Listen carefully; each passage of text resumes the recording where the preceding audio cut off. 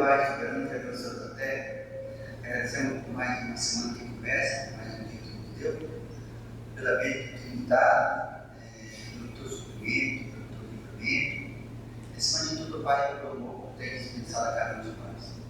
Somos gratos a Ti, somos teus servos, queremos fazer as coisas melhor do que perdoa nossos pecados, fica conosco e recebe, Senhor Deus, essa manhã, neste momento no qual estamos se unidos para louvar o teu nome, para ler a tua palavra, para estudarmos a tua palavra, que a mesma possa nos alcançar, que possamos acrescentar os nossos corações, que possamos aprender mais de ti, não se aprender do que ensinou Deus, mas também sermos praticantes da palavra. Agora fica conosco mais uma vez, recebe uma abençoada das tuas mãos. Em nome de Jesus. Amém. Amém. Irmãos, damos início a mais um escola para comunicar. Vamos estudar para o vídeo número 15, que é o título Exultação.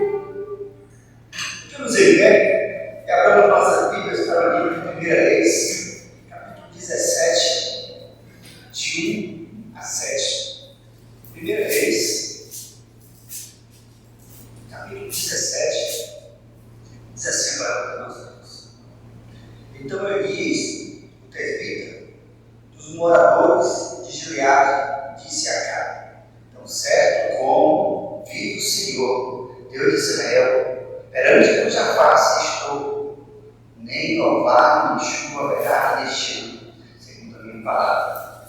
Veio a palavra do Senhor dizendo: retira-te daqui, vai para o lado do Oriente e esconde-te junto à torrente de Querite, fronteira do Jordão. Beberás da torrente, e ordenei aos povos que ali mesmo te sustentem. Foi, pois, e fez segundo a palavra do Senhor. Retirou-se e habitou junto à torrente de Querite, fronteira ao Jordão. Os povos lhe traziam pela manhã pão e carne, como também pão e carne ao anoitecer, e bebia das torrentes. Mas, passados dias, a torrente secou, porque não chovia sobre a terra. De que modo Natan sabe que a oração já vai ser essa luta? Senhor Deus, nosso Pai, nós somos gratos pela fidelidade, pela tua vontade, pelo conhecimento sobre para conosco. Obrigado pela tua igreja reunida, obrigado pela tua palavra que foi lida, possamos aprender muito de ti, possamos colocar em prática e ajuda que as pessoas que não puderam chegar a essa prática que ela fez, na dificuldade. Fica conosco, pois damos aqui a tua glória, agora para sempre. Amém. Amém. Amém. Podemos dar no momento que vamos abrir a nossa parte de versículos memorizados. Os irmãos que têm a sua tirinha, que têm o seu ensino, fiquem à vontade, podem falar. Sim.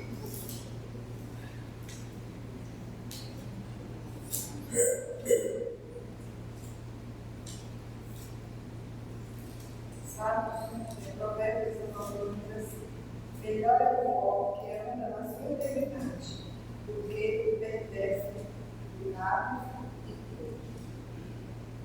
Isaías 1, de 1 a 4.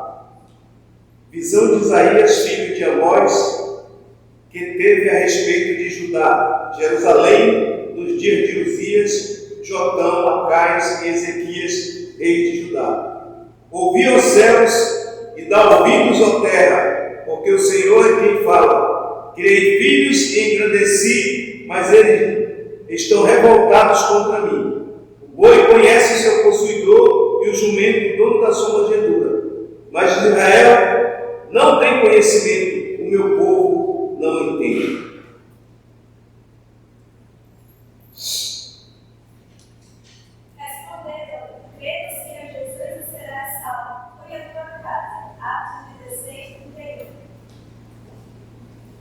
Sabe que não pode haver grego nem judeu, nem escravo nem liberto, nem homem nem mulher, porque todos são um em Cristo Jesus. Gálatas 3:28.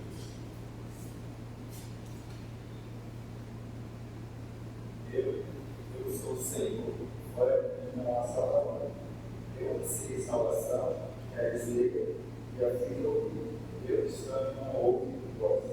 Os vós sois anjos e discípulos. Eu sou Deus. Ainda antes que houvesse dia, eu era. Nenhum ato possa livrar do demônios. Ainda vivos em carne. Deus vai viver esse nome. São muitas, Senhor Deus meu, as maravilhas que tens operado, e também os teus desígnios para conosco. Ninguém há que se possa igualar contigo. Salmo 40, verso 5.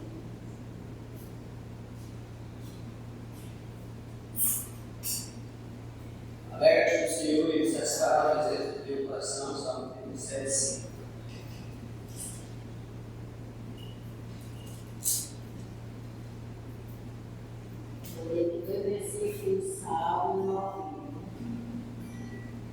Eu te louvarei, Senhor, todo o teu coração. Cantarei e contarei todas as tuas maravilhas. Em ti me alegrarei, me saltarei de prazer. Cantarei louvores ao teu nome, o Altíssimo.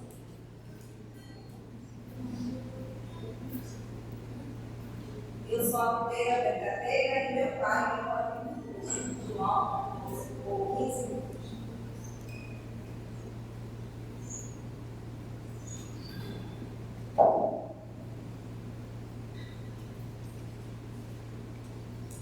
Romanos 14, 16 e 17.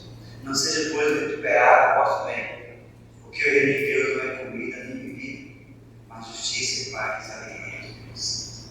Deus possa nos abençoar. Uma palavra Contigo, irmãos. Você quer sentar frutos da nesta manhã, a glória do Senhor.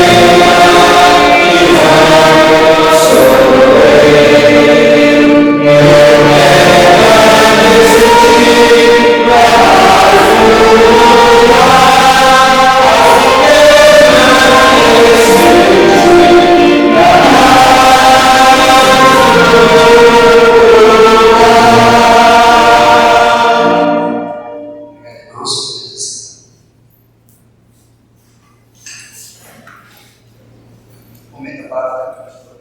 Vai trazer a mensagem da semana. Bom dia. Graças a Deus, já louvamos o Senhor. E agora nós vamos estudar a palavra de Deus. Como havia prometido aos irmãos, hoje nós vamos começar, irmãos, uma série de estudos sobre as ressurreições que são registradas nas Escrituras Sagradas. Então nós vamos estudar, começando com o primeiro estudo hoje, sobre a ordem cronológica das ressurreições. Cadê? Slide. A ordem cronológica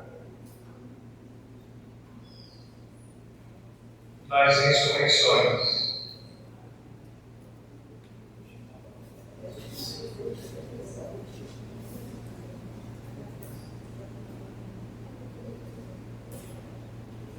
Vai.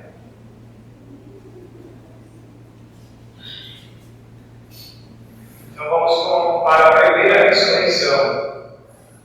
O filho da viúva. Abra aí a sua Bíblia em 1 Reis 17.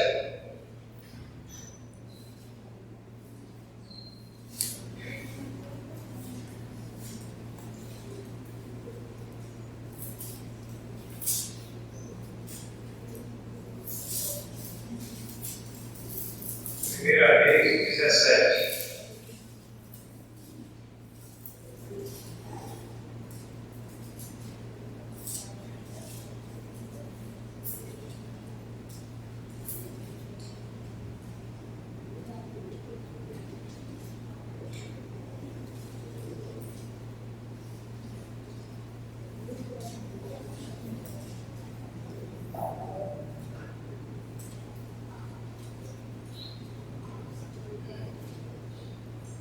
Primeira Reis 17, do 17 até o 24.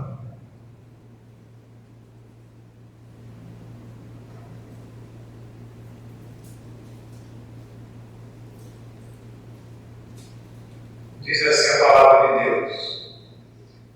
Depois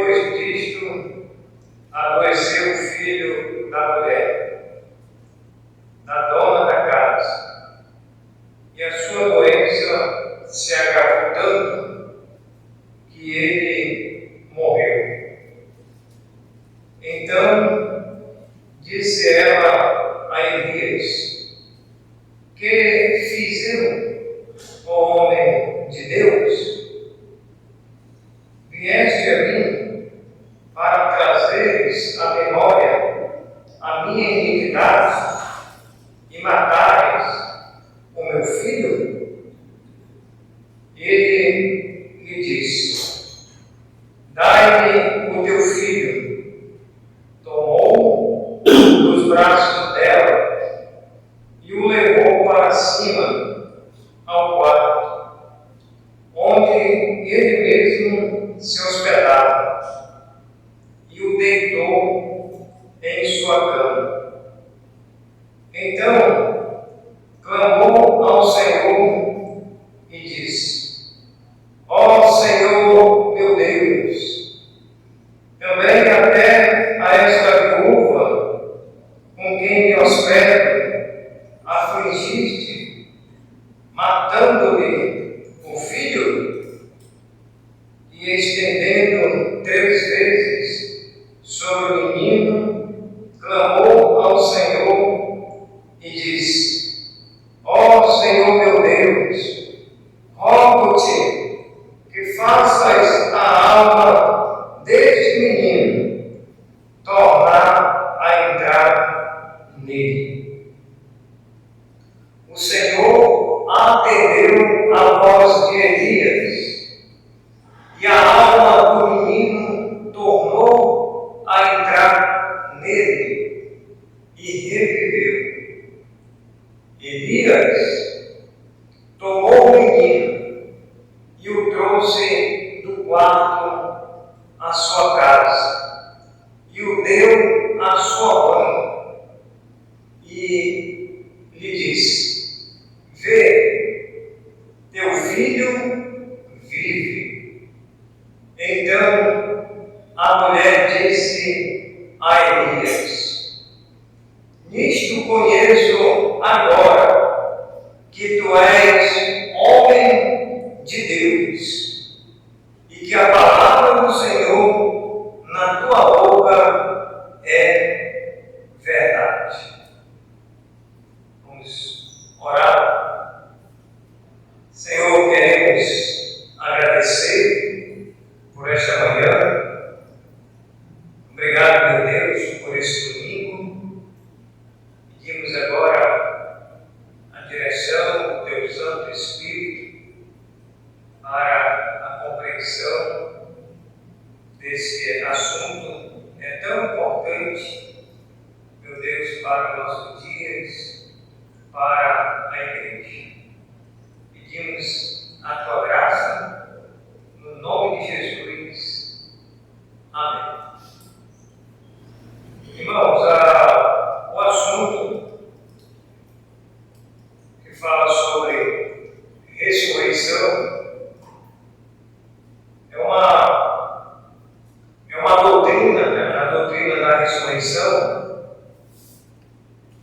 é tão importante quanto as demais doutrinas que nós estudamos, né? A doutrina da santificação, a doutrina da justificação, a doutrina da redenção, a doutrina da adoção, enfim, muitas e muitas doutrinas que nós temos, que nós precisamos estudar. E a doutrina da ressurreição, o estudo da ressurreição, ele foi tão importante naquela época, como deve ser importante nos nossos dias atuais.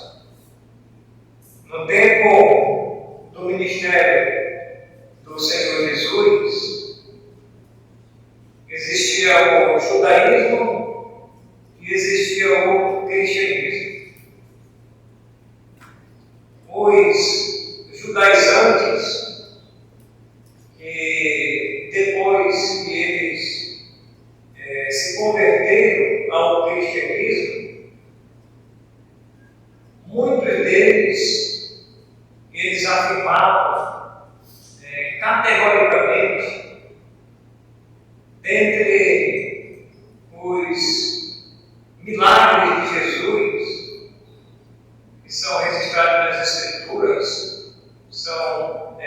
35 milagres que Jesus realizou. Dentre todos esses milagres, e o que Jesus realizou durante todo o seu ministério, curando as pessoas, dando visão àqueles que eram cegos, expulsando demônio, aqueles que não andavam, eles voltavam a andar. Então Jesus realizou muitos milagres.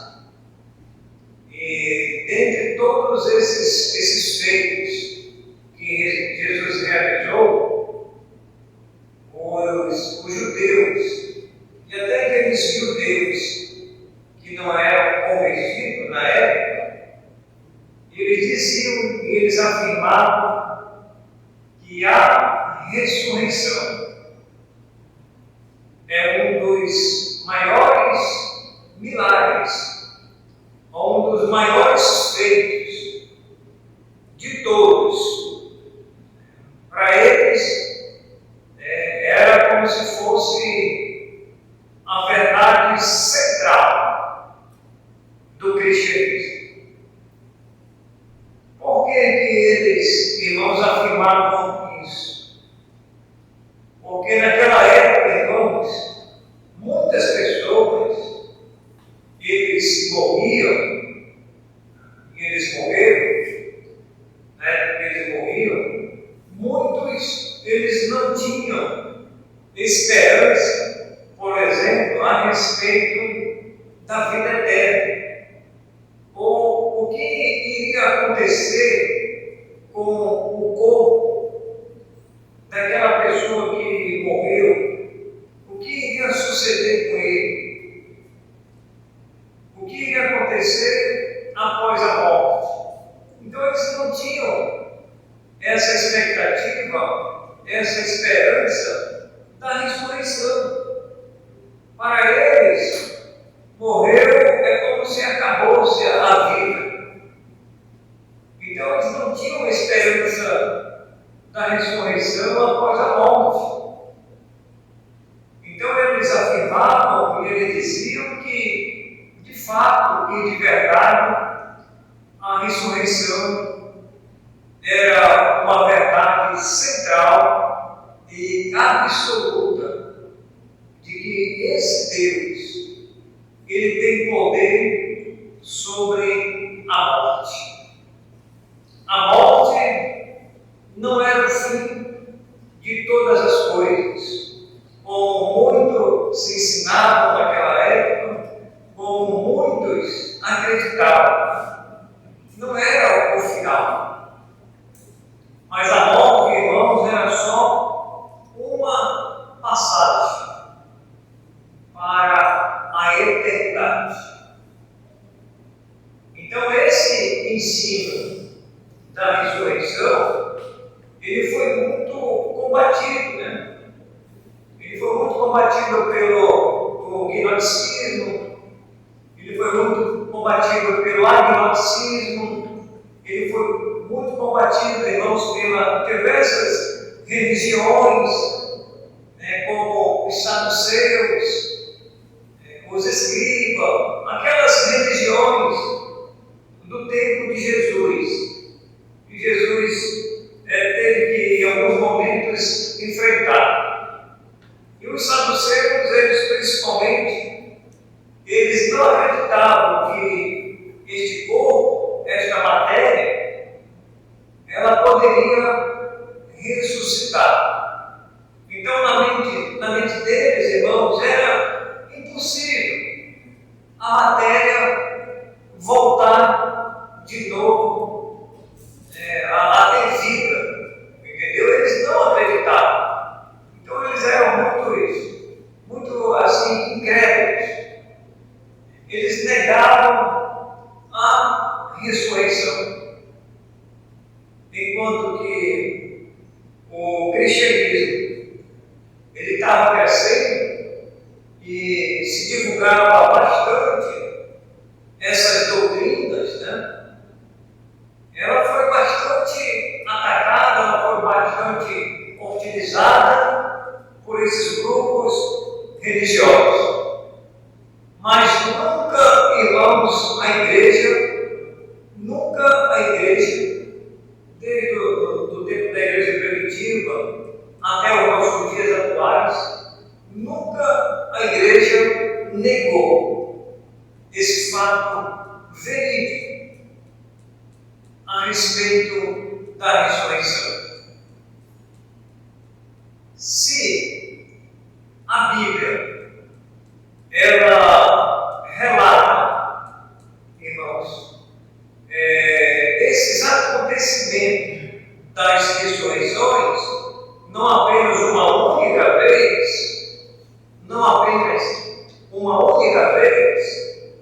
mas diversas vezes, nós temos provas verídicas e absolutas das ressurreições. Se na Bíblia, irmãos, do Antigo Testamento até o Novo Testamento, se houvesse pelo menos só uma menção da ressurreição, mesmo assim, a igreja deveria acreditar. Mas não tem só uma ressurreição, só um registro da ressurreição na Bíblia. Nós temos, irmãos, mais de 10 ressurreições. Nós vamos estudar então essas 10 ressurreições e depois nós vamos estudar mais 2 ressurreições. 10 ressurreições, irmãos, elas já aconteceram.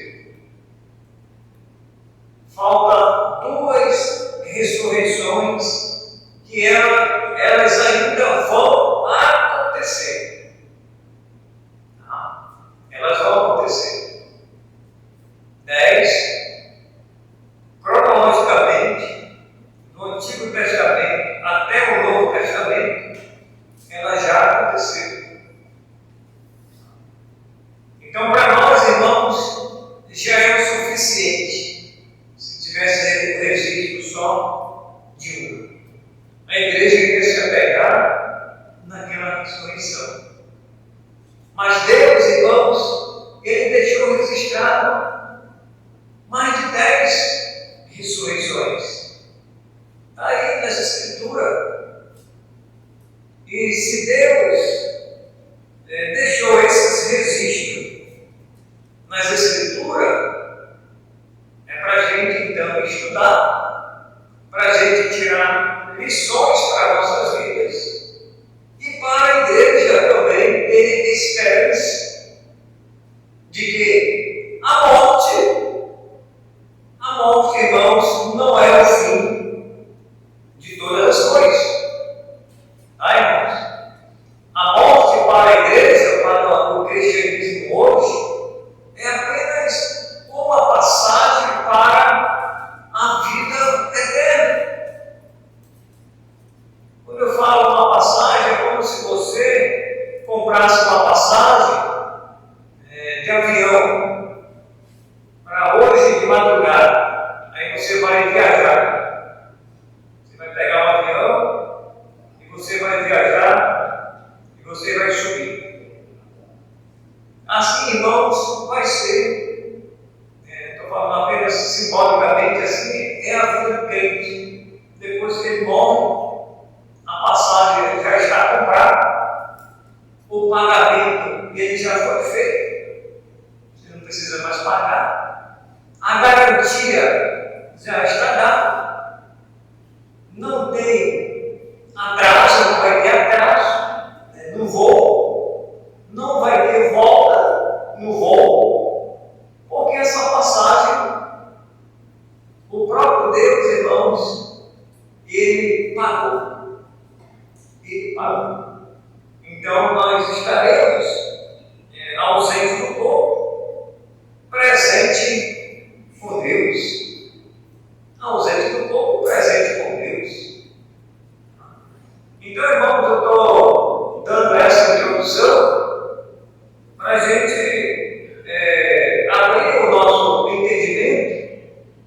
a respeito da ressurreição. Quando a gente olha, por exemplo, tanto o Antigo Testamento como o Novo Testamento, nós encontramos menções de, por exemplo, os personagens do Antigo Testamento. Eles acreditavam na ressurreição. Os personagens do Novo Testamento, eles também acreditavam nas ressurreições, que iria acontecer as ressurreições, e que um dia, vamos dizer, a ressurreição final, ela vai acontecer. E eles acreditavam que a morte não era o fim de todas as coisas. A morte não era uma derrota. Pelo contrário, a morte, irmãos, era uma vitória. E deve ser compreendido para nós, irmãos, que a morte não é uma derrota, é uma vitória do crente. Às vezes nós choramos, nós ficamos abalados, nós ficamos entristecidos. Isso é natural que isso aconteça. Nós não temos como fugir dessa realidade, desse contexto. Nós vamos vivenciar esse momento. Mas, irmãos, quando você for participar de um culto fúnebre, quando você for participar de um velório, você tem que olhar para o morto. O morto, com aquela pessoa que morreu, se ela ou ele morreu com Cristo,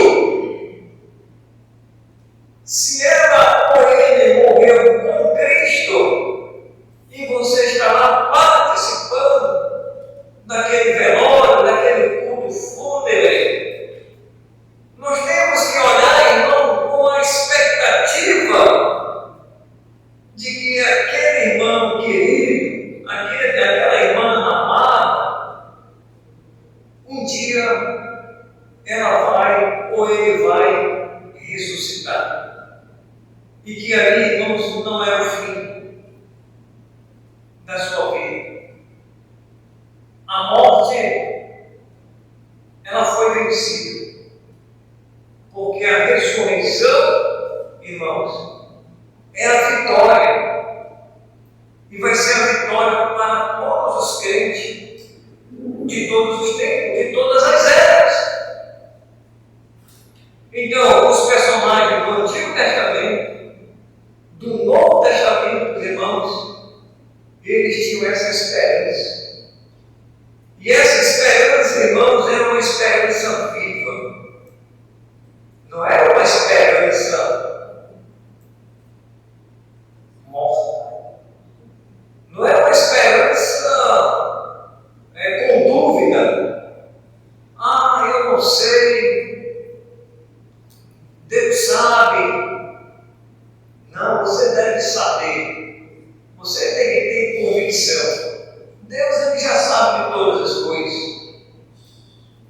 Somos nós agora, irmãos, como crentes em Cristo Jesus, cada um aqui, individualmente, que deve ter essa certeza.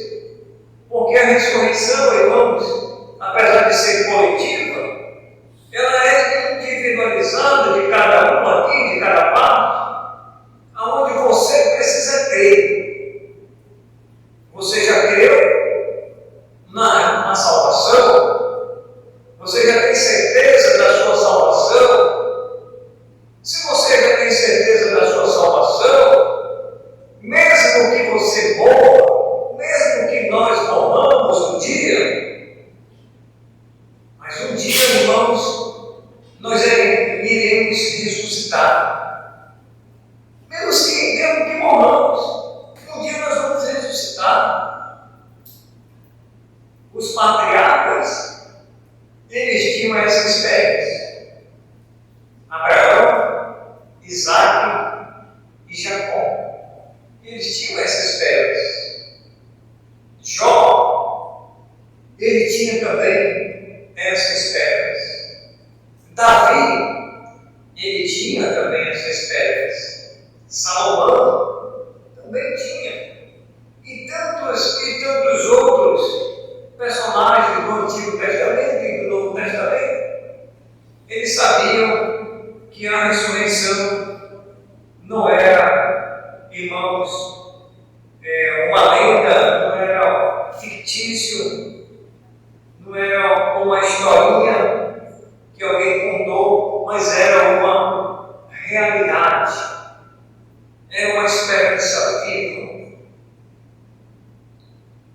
E que eles, que já morreram, um dia, irmãos, esse corpo que voltou ao pó, ele vai voltar à vida. Ele vai voltar à vida.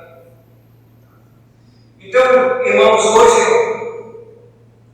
dando essa explicação sobre a ressurreição, vamos falar então, voltar a falar sobre o filho da viúva.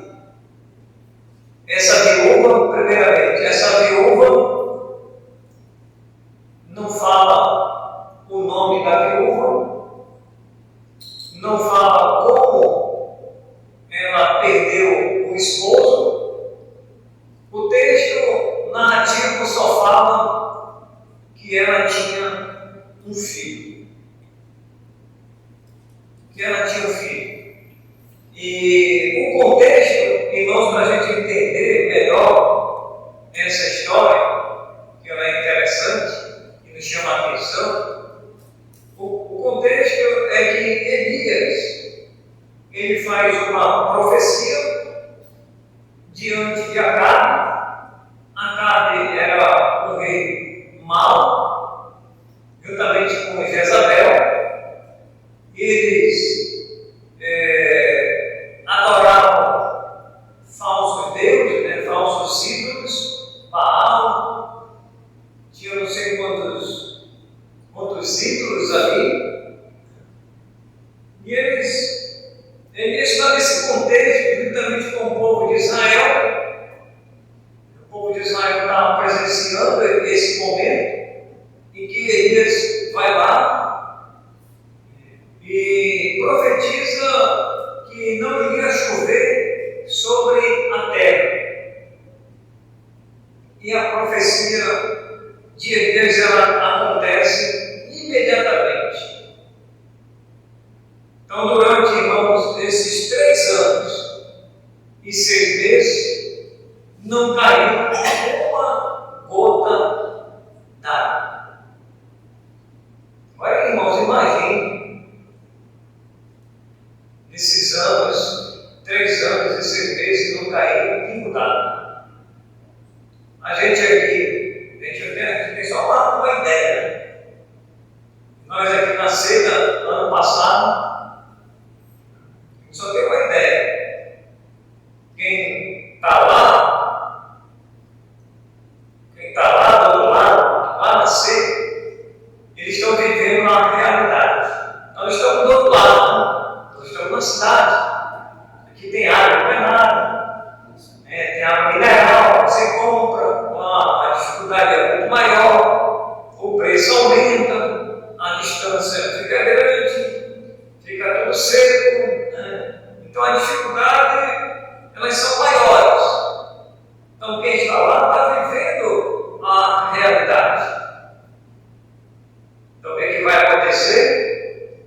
Quando Elias ele profetiza a respeito dessa grande seca, atinge, irmão, toda aquela região.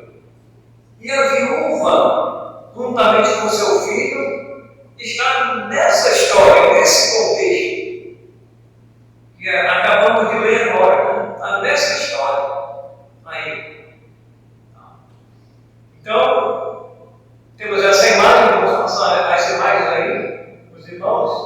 passar essa tremeira aí.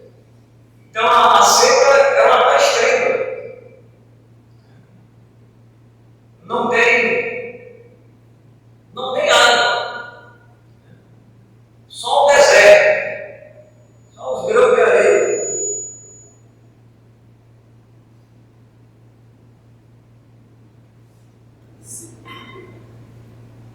Os animais, eles estão morrendo. Porque não tem água, não tem plantação, não tem como.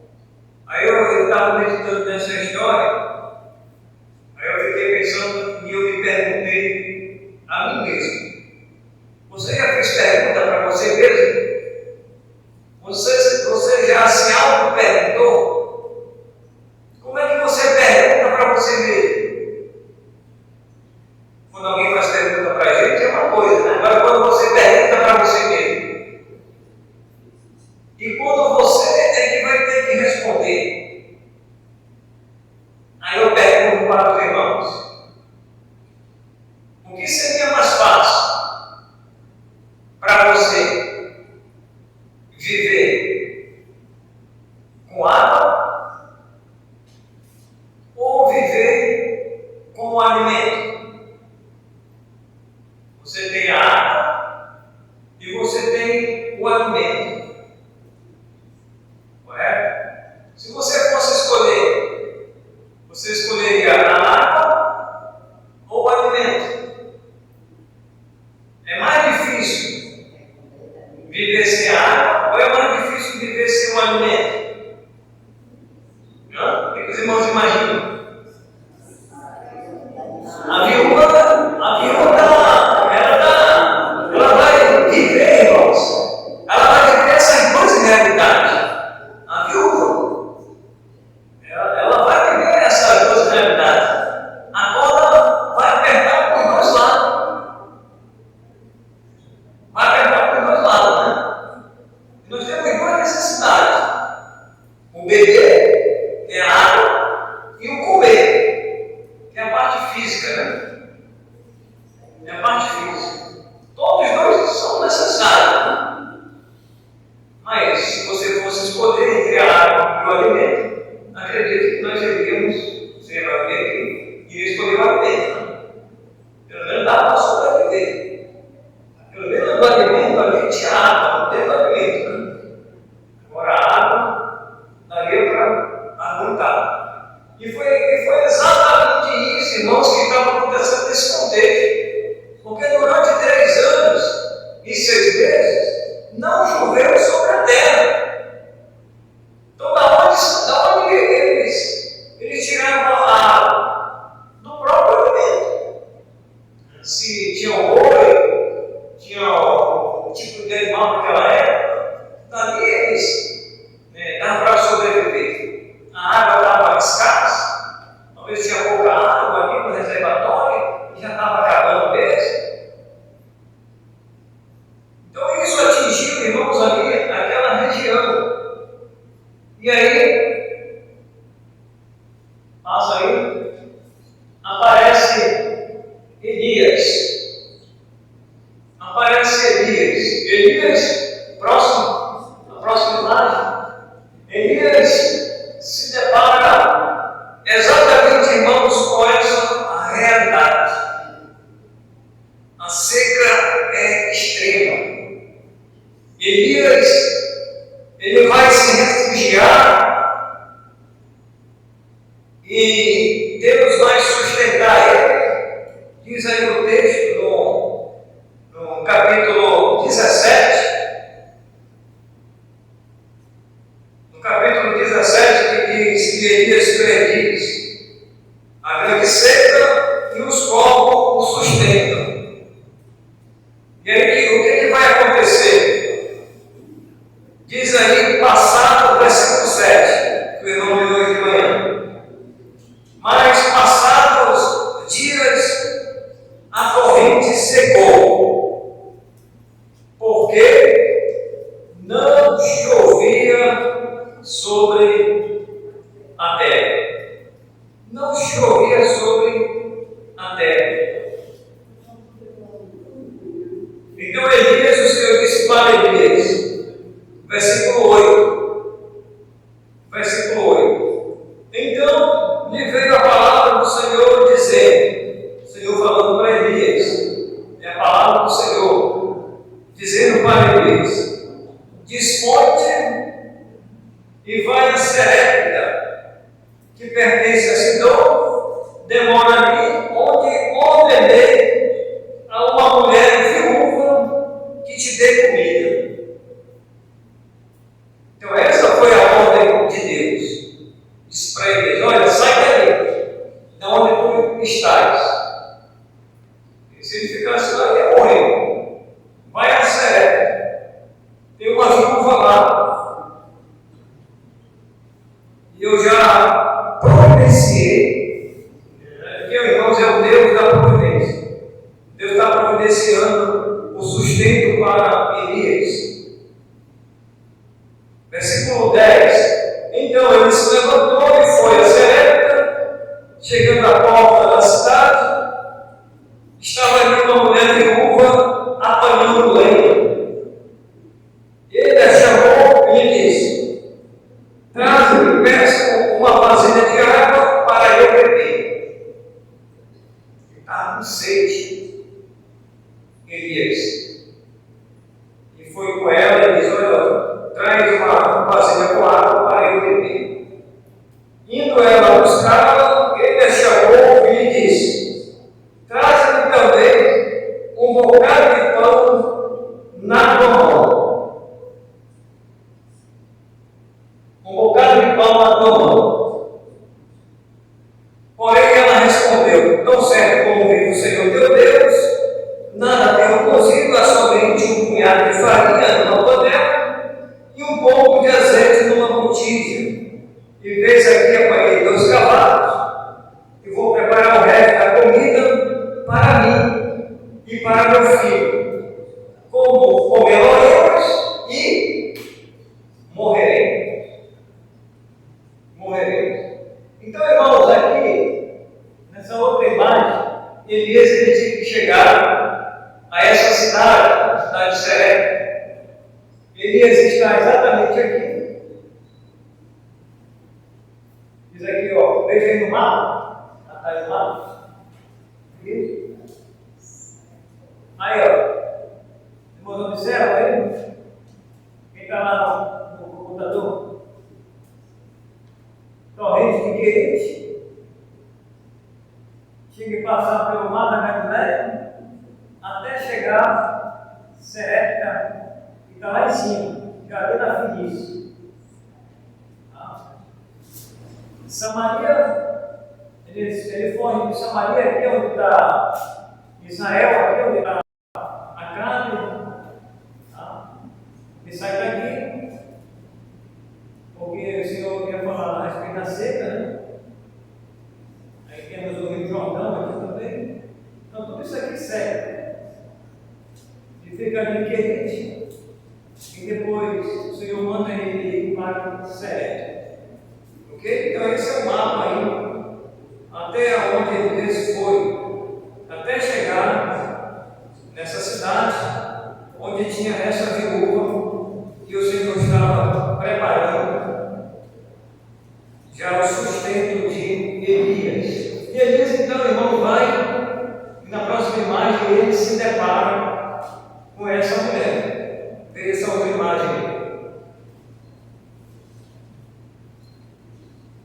Então ele foi lá com a viúva, aí no versículo 10, então ele se levantou e se foi a Serepta, chegou na porta da cidade, estava ali uma mulher viúva, ela estava fazendo o quê? Apanhando lenha.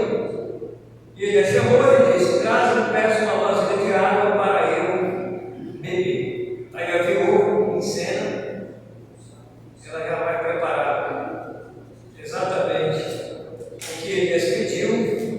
E ela disse, eu tenho só um punhado de farinha numa panela. O que é, irmãos, um punhado?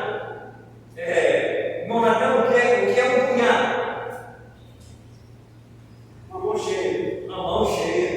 Eita, Natan.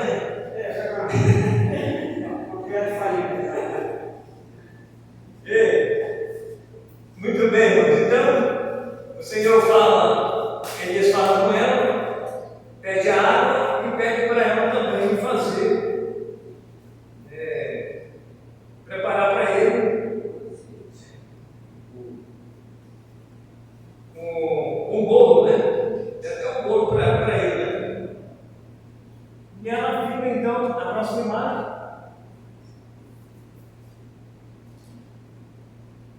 Então ela fica pensando, né? Ela fica pensando, com certeza. Ela fica pensando como ela iria fazer isso, né? Que ele havia pedido.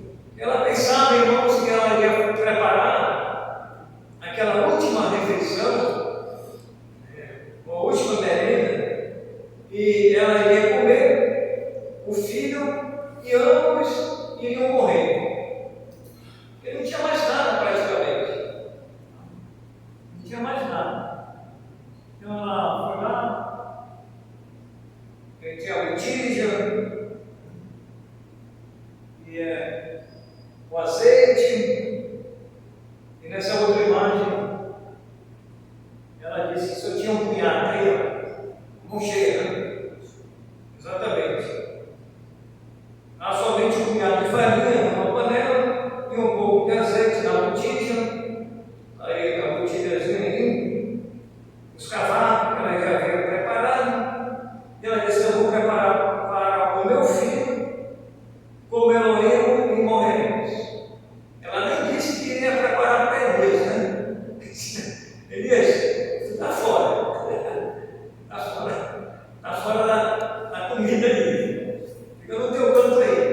Vou fazer para mim e para o meu filho. Que acredito que era muito pouco, né? E ali, depois de comer, sei quantos dias mais, depois ela imaginava que iria morrer. Aí ele entra em cena novamente, começando com ela, entra em cena novamente, no versículo 3. Elias lhe disse: não temas, vai e faz o que disseres, mas primeiro, faze dele para mim um bolo pequeno. Olha não, Elias queria comer um bolo, está vendo? Mas para mim um bolo pequeno, ele não pediu nem o médio e nem o grande, né? Ele só queria um bolo pequeno. Está vendo, velho? Uma atleta. Só queria um bolo pequeno. Então, quando o pastor pedir, eu só quero um bolo pequeno. Eu não quero nem o médio nem o grande, viu, Maria? Está rindo? Só quero um bolo pequeno também. Eu não sou guloso que nem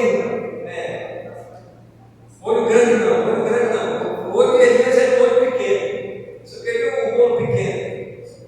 Aí ele disse: faz um bolo pequeno, traz-me aqui fora, depois farás para ti mesmo e para teu filho. Então, na ordem aqui, quem deveria ser servido era o profeta.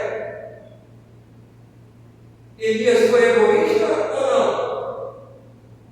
Sim ou não? Não, ele não foi egoísta. Elias simplesmente, irmão, Deus estava usando ele nessa história, como está registrado aí, nessa linha, desse jeito.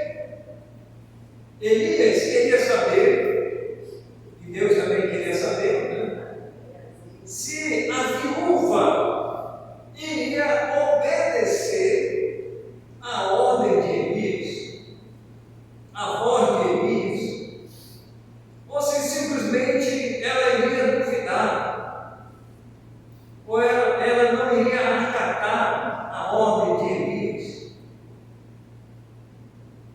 E aqui, irmãos, nós temos que tirar lições para a nossa vida, as irmãs têm que tirar lições para a vida de você. Às vezes você tem um esposo, é só a lição, né? Tem que tirar para a nossa vida. Às vezes o homem, ele fala com a mulher e diz: Maria, Raimunda, faz isso para mim. Aí, às vezes, a mulher não quer fazer. Às vezes ela fica com raiva, ela se zanga.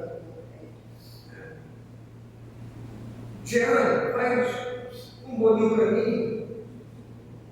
Nossa, eu estou desejando, faz aquele bolo que você fez, aquele de milho, aquele aquele bolo de trigo, aquele bolo de macaxeira, nunca mais tu fez. Faz, meu amor. Aí a gente não faz. Aí o Wallace vai ficar zangado com ela. Porque ele deu uma ordem e lá tem os ingredientes. Então a viúva, irmãos, ela obedeceu a ordem de Elias, que não era nem o seu esposo, era apenas um profeta de Deus. E nesse primeiro episódio ela faz primeiro para mim, depois para ti e o teu filho. Versículo 14. Porque assim, olha o que ele diz aí, o argumento de Elias. Porque assim diz o Senhor.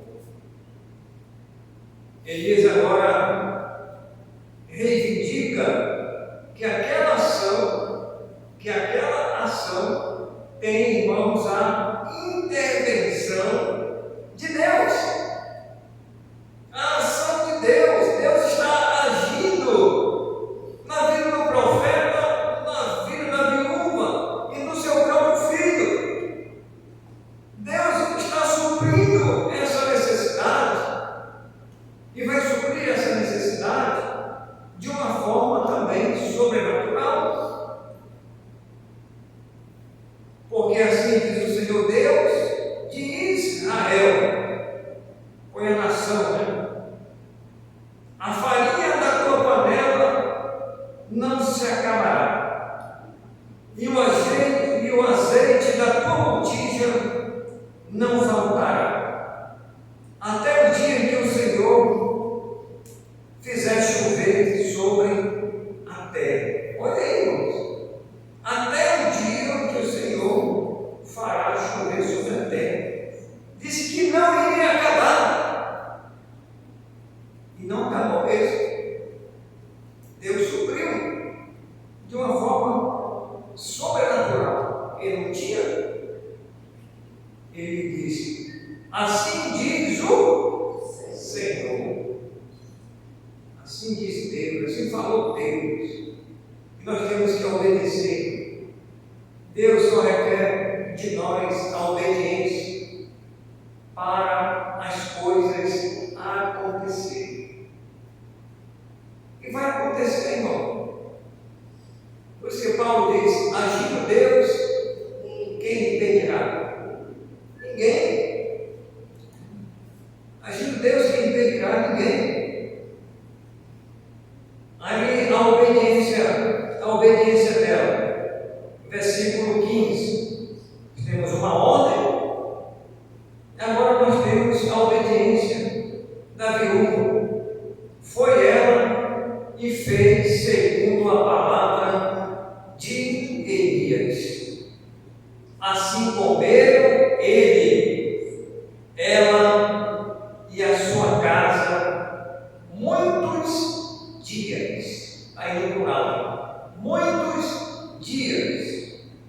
16. Da panela a farinha não se acabou, e da botija o azeite não faltou, segundo a palavra do Senhor, por intermédio de Elias.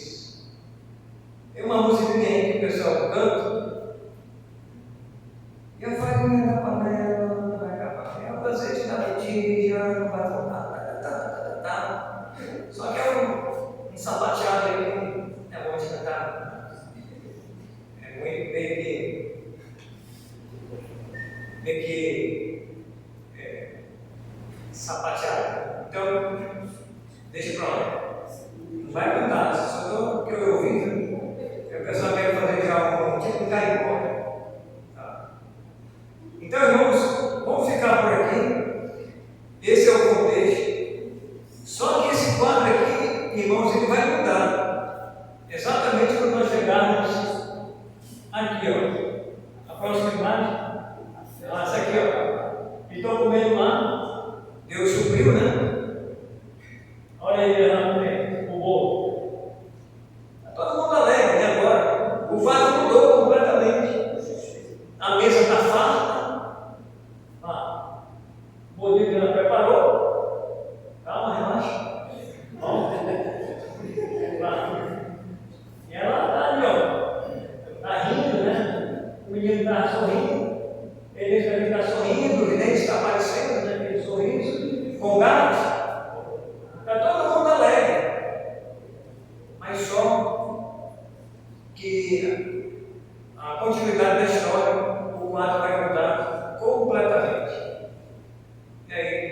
no próximo estudo a gente continua para a gente ler o desse texto. Senhor, queremos agradecer